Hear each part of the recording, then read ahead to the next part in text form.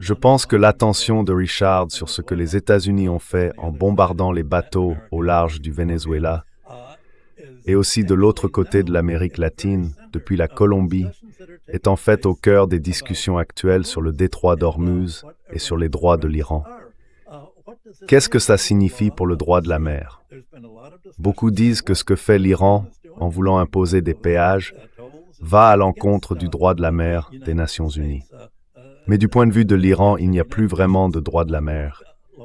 Tout a commencé, selon eux, avec les attaques contre les bateaux au Venezuela.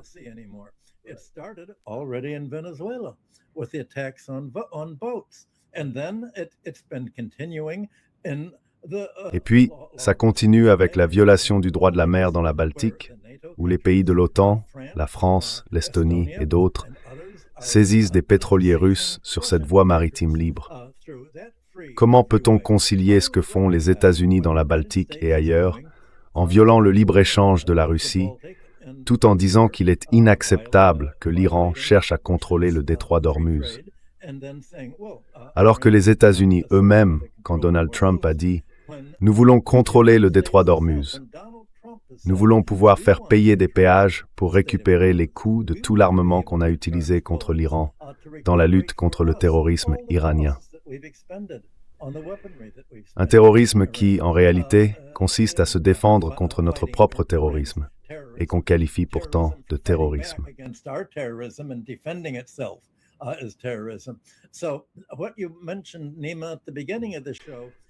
Alors, ce que tu as mentionné, Nima, au début de l'émission, à propos de ce que Vance a dit, comment revenir à la situation d'avant?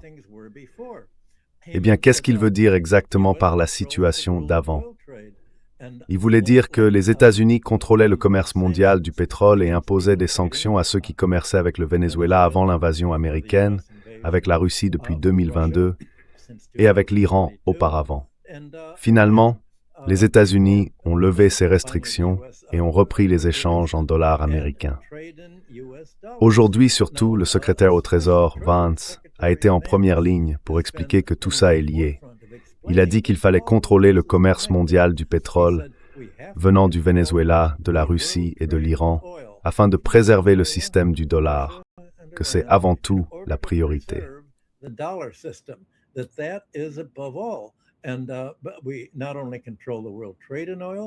Et non seulement nous contrôlons le commerce mondial du pétrole, mais il doit aussi être fixé en dollars. Et ces dollars doivent rester dans le système financier des États-Unis. C'est comme les revenus des exportations de pétrole du Venezuela, qui sont maintenant conservés sur un compte bancaire à Miami. Sous le contrôle de Trump, Vance, les autorités américaines et Biden ont déclaré que si nous versons de l'argent à l'Iran dans le cadre du protocole d'accord, pour les avoirs que l'Amérique a saisis ou fait saisir par ses alliés, par exemple aux Émirats, alors ces avoirs doivent être investis aux États-Unis en dollars et la majeure partie doit être dépensée sur le sol américain. Et ce qu'il a dit, c'est « Nous aurons nos gens à Doha, assis juste là. »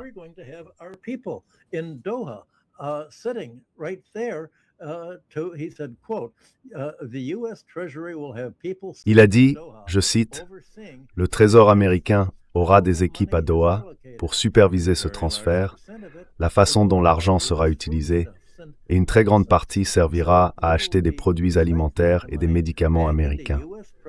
Donc en fait, on recyclera cet argent dans des produits des États-Unis, mais tout sera supervisé par le Trésor sur place, au Moyen-Orient. » Eh bien, ce que Vance a exprimé très clairement, c'est le lien entre la volonté de l'Amérique de monopoliser le commerce du pétrole, de préserver le système financier fondé sur le dollar comme élément central, et l'usage de la force militaire. Parce qu'il a souligné que le pétrole, comment savoir si les autres pays vont ou comment les forcer à investir leur argent en dollars américains? Il a répondu que les États-Unis disposent d'un marché financier extrêmement vaste, très liquide, où il est facile de faire des échanges. Mais ensuite, il a regardé ce que nous avons fait à ce marché financier.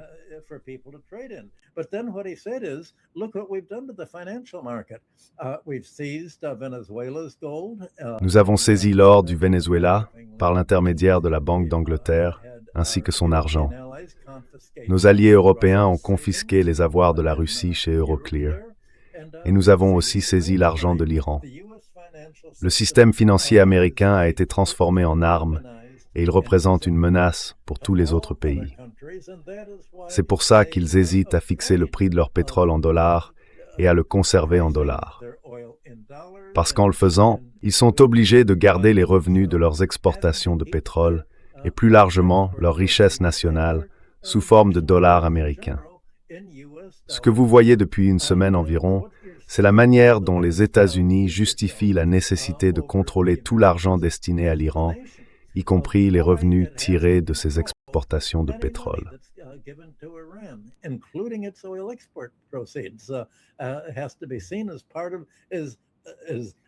Il faut voir ça, comme dirait Richard, comme la tentative désespérée de l'Amérique de préserver d'une façon ou d'une autre le bon vieux temps. C'est un peu comme un vieil homme infirme qui se remémore sa jeunesse perdue. Ce serait bien de revenir à l'époque d'avant, non? Eh bien, l'Iran dit qu'il ne peut pas revenir en arrière. Et la question qui se pose pour le reste du monde, c'est si l'Iran ne peut pas revenir en arrière, comment peut-il aller de l'avant? Et l'Iran répond qu'il ne peut pas avancer dans le cadre actuel du droit de la mer, qui techniquement ne lui permettrait pas de percevoir des droits de passage dans le détroit d'Ormuz sans l'accord d'Oman, lequel a le droit de laisser les navires traverser ses eaux territoriales.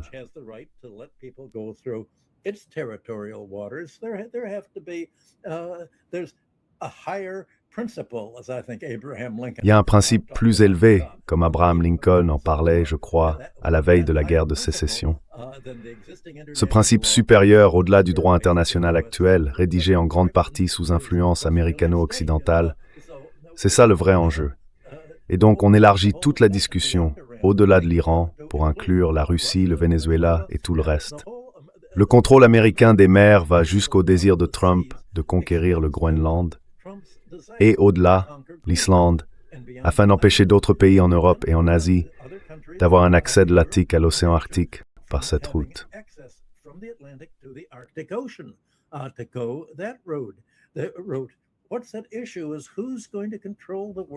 La vraie question, c'est de savoir qui va contrôler les routes du commerce mondial. Et ce que Biden et Trump ont dit très clairement, c'est que si les États-Unis veulent garder leur emprise sur les autres pays et sur leurs économies, en contrôlant le commerce du pétrole, le système du dollar mondial et le commerce maritime, alors ils doivent contrôler le Groenland, l'Islande, la Baltique, le détroit d'Ormuz et d'autres zones maritimes stratégiques. C'est pour cette raison qu'ils ont chassé la Chine et les investisseurs chinois de leur position dans le canal de Panama. C'est en réalité une grande déclaration de guerre contre le reste du monde, comme si c'était une guerre, mais sans qu'elle soit déclarée. Et les autres pays semblent complètement désemparés, ne sachant pas comment réagir. L'Iran n'a pas dit clairement que c'est ce qui motive ses actions, mais à mon avis, il devrait le faire. Il devrait faire comme Abraham Lincoln, parler d'une force supérieure.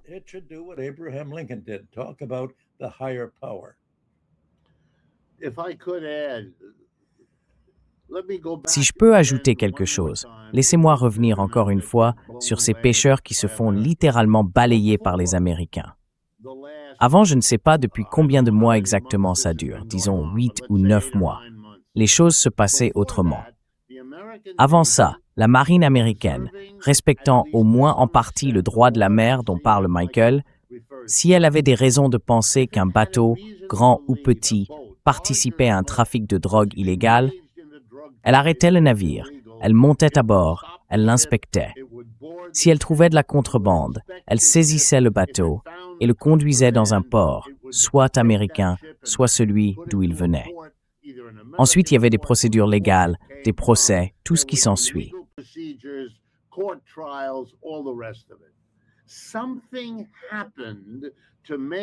Il s'est passé quelque chose qui a transformé des années et des années de pratique en une forme d'extrémisme sans loi, qui viole toutes les règles établies.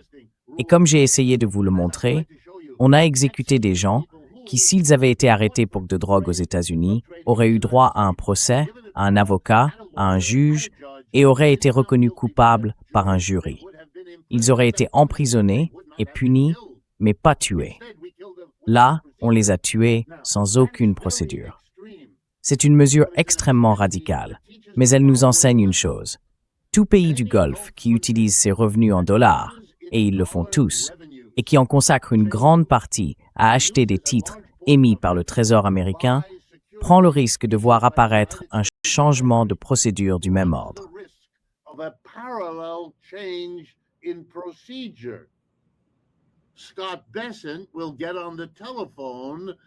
Scott Bessent va décrocher le téléphone pour appeler son homologue à Bahreïn et lui dire « Nous ne sommes pas contents de l'accord que vous venez de conclure avec l'Iran.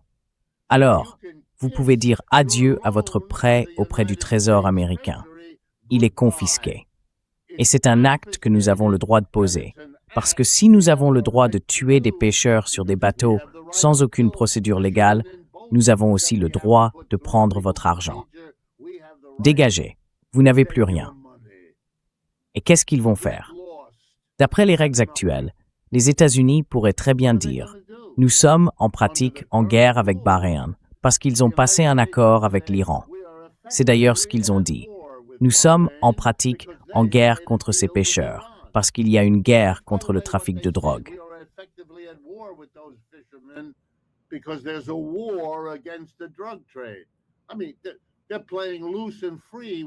Je veux dire, ils jouent avec les mots pour contourner la loi. C'est une vieille ficelle. Si Michael a raison, nous sommes dans une situation où nous forçons d'autres pays à nous prêter de l'argent. Ce n'est plus un prêt, mes amis. Ça s'appelle un tribut. Vous pouvez l'appeler comme vous voulez, même des spaghettis, peu importe le nom. Ce qui compte, c'est ce que vous faites. Vous forcez ces gens à vous donner de l'argent et vous vous sentez libre de le rembourser ou pas. Avant, on disait que ce n'était pas un problème, parce qu'on ne pouvait pas se permettre le message que ça enverrait au reste du monde. Mais aujourd'hui, les États-Unis sont désespérés. Ils ne peuvent plus se permettre le message qu'ils envoient en tuant ces pêcheurs.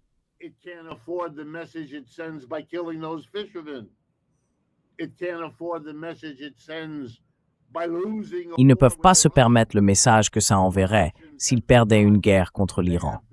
Mais quelles options leur restent-ils? Très très peu. Les États du Golfe sont en train de comprendre. Je crois que le ministre des Affaires étrangères d'Arabie Saoudite est soit en Chine en ce moment, soit en route. Pourquoi, d'après vous? Qu'est-ce que les États du Golfe ont exactement à discuter avec la Chine? La réponse, c'est qu'ils veulent se libérer de la tutelle des États-Unis. C'est ça, leur objectif.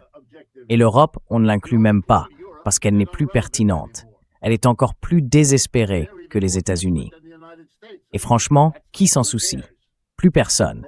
L'Europe est un désastre. Et tout ça, ça fait partie de quoi? Du déclin de l'Empire occidental. C'est fini.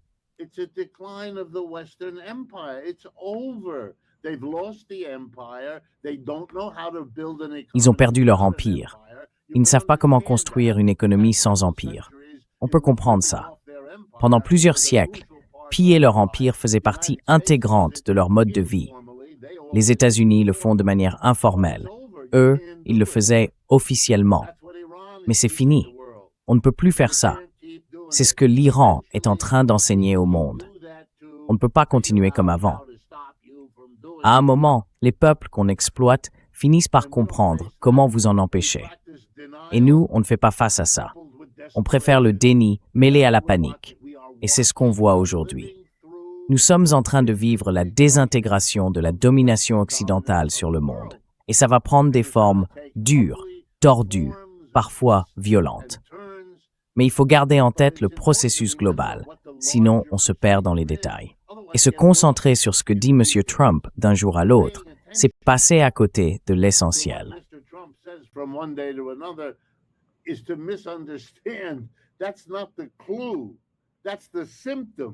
Ce n'est pas l'indice, c'est le symptôme. Il faut faire l'analyse, parce que là, on a une pathologie sous les yeux, comme pour presque tout le reste. Je veux dire, si vous me permettez, pour votre public. Beaucoup savent que le président des États-Unis fait aujourd'hui la une pour deux raisons. D'un côté, on parle de la célébration du 250e anniversaire de la Révolution américaine, avec la création d'une réplique en plein air d'une foire d'État. Une foire d'État, c'est un vestige de l'histoire agricole des États-Unis. En général, ces foires ont lieu à la fin de l'été, au moment des récoltes, comme une fête qu'on retrouve dans beaucoup de cultures à travers le monde. Quand les fruits de la terre sont rassemblés pour assurer la survie de la communauté, on célèbre tout ce que la terre nous permet d'avoir pour vivre.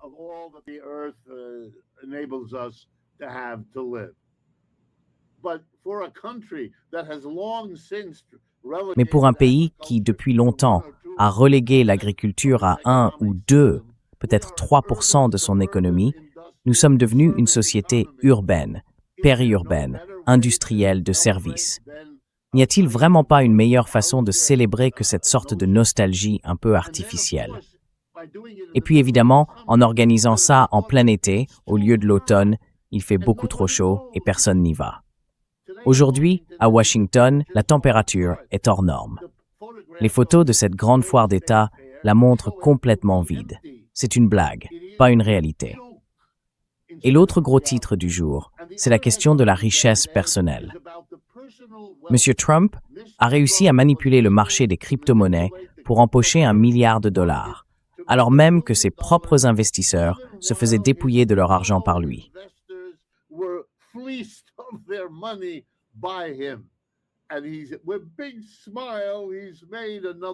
Et avec un grand sourire, il vient de gagner un autre milliard. Voilà l'Amérique d'aujourd'hui. C'est un effort désespéré, vraiment désespéré, de ceux qui sont au sommet pour s'accrocher pendant que le navire coule. C'est extraordinaire. Les plus grands milliardaires, M. Thiel par exemple, vient d'acheter une maison en Argentine. Il sait qu'il doit partir. Il sait que le navire est en train de sombrer. Il a emmené sa famille aussi loin que possible de la Silicon Valley. Et d'autres achètent des villas dans des coins reculés de la Nouvelle-Zélande ou de l'Australie. Qu'est-ce que c'est que ça? C'est une société qui, officiellement, nie ce que chacun à sa manière constate et à quoi il réagit. Et pour le reste d'entre nous, pour la majorité, il vaut mieux comprendre ce qui se passe et arrêter ce processus avant qu'il ne nous entraîne tous avec lui.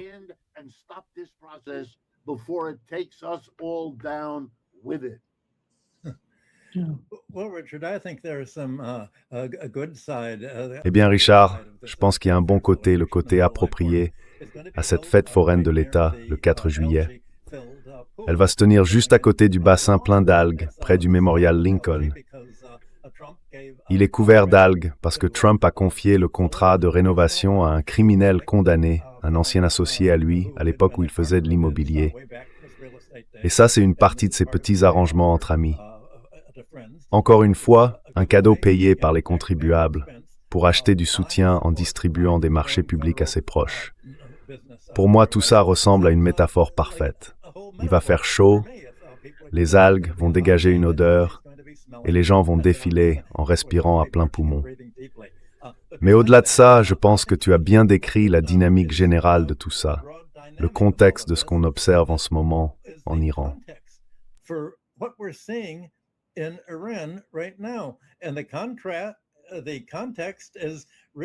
Et le contexte, comme vous l'avez souligné, c'est vraiment la fin de l'ordre colonial occidental, celui qui s'est figé au XIXe siècle avec la course aux colonies. Cet ordre s'est ensuite renforcé par un colonialisme financier, en poussant toutes ces colonies à emprunter de l'argent. Et quand ces pays sont devenus politiquement indépendants, d'Haïti à la Grèce, du Mexique à l'Égypte, de la Tunisie au Brésil, tous ces États qui avaient emprunté se sont retrouvés endettés, puis ont vu les grandes puissances envoyer des canonnières pour imposer un contrôle des créanciers sur leur système financier. L'objectif, c'était de prendre la main sur leurs finances pour s'assurer que les créanciers étrangers soient remboursés. L'un des problèmes que Nima a évoqué au début, c'est le Liban. Regardez le Liban. C'est l'exemple parfait de ce qui est devenu obsolète dans cet ordre.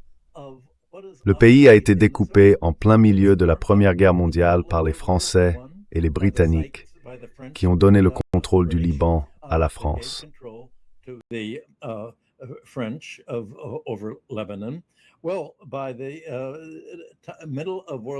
Eh bien, vers le milieu de la Seconde Guerre mondiale, en 1943, quand le Liban était dirigé par le parti phalangiste maronite fasciste, les Français ont dit « Bon, il est temps pour vous de devenir indépendants et d'avoir une nouvelle constitution que nous allons organiser. » Le chef de l'État libanais devait toujours être un chrétien maronite fasciste. Le numéro 2, un représentant sunnite. Et le président du Parlement, le poste le moins important, devait être chiite. Les sunnites et les chrétiens libanais se sont alors alliés et ont voulu participer à l'extermination menée par Israël contre les chiites. Et aujourd'hui, on constate une forte baisse de la population chrétienne au Liban. Beaucoup sont partis. La population sunnite, elle, n'augmente pas vraiment.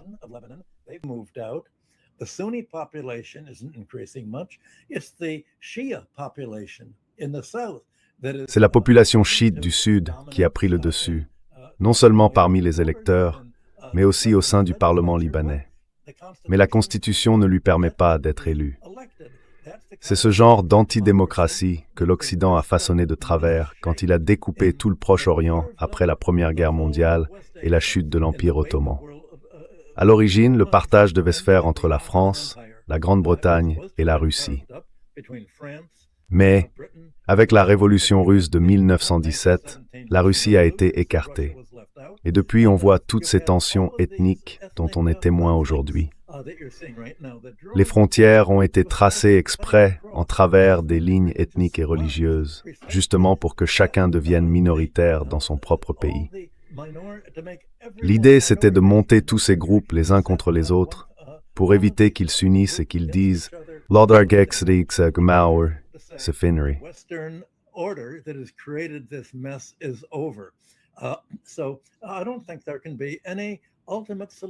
Je ne pense pas qu'il puisse y avoir de solution définitive à la lutte contre l'Iran sans, en gros, réécrire la constitution iranienne. Et ça impliquerait, en réalité, que l'Iran soutienne la majorité chiite là-bas pour qu'elle prenne le pouvoir. C'est un problème tellement profond que ce n'est plus seulement un problème, c'est une impasse. Il n'y a pas d'issue sans une forme de guerre civile violente. Et je pense qu'il va y avoir des guerres civiles un peu partout dans les Émirats. L'acteur clé dans tout ça, à mon avis, ce sera l'Arabie saoudite. Vous avez vu, ces derniers jours, tous les rapports qui disent que l'Amérique avait prévu d'attaquer l'Iran il y a quelques semaines.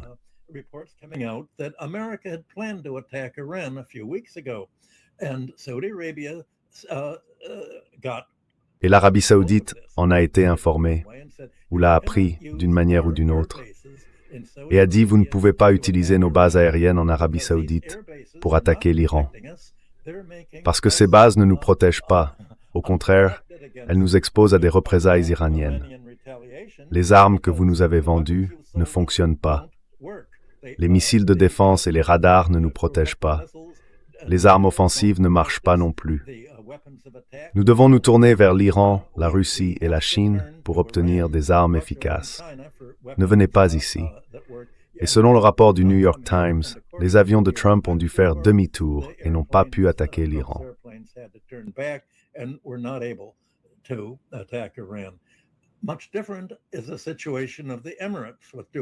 La situation des Émirats est très différente, avec Dubaï et les autres pays. Combien de temps les Émirats, qui ont misé toutes leurs espérances économiques sur les États-Unis et leurs marchés financiers, pourront-ils rester alliés de Washington et d'Israël contre l'Iran, contre ce qui devient, en réalité, la majorité mondiale? Je ne vois pas comment une guerre civile allant du Liban jusqu'aux Émirats pourrait être évitée dans le contre-coup de tout cela. À mon avis, on commence seulement à voir les dynamiques déclenchées par l'attaque de Trump pour tenter de maintenir la puissance américaine. Cela crée une déstabilisation qui va finir par pousser non seulement la région d'Asie de l'Ouest, mais aussi le reste du monde, à dire il faut vraiment construire une alternative à l'ordre américain.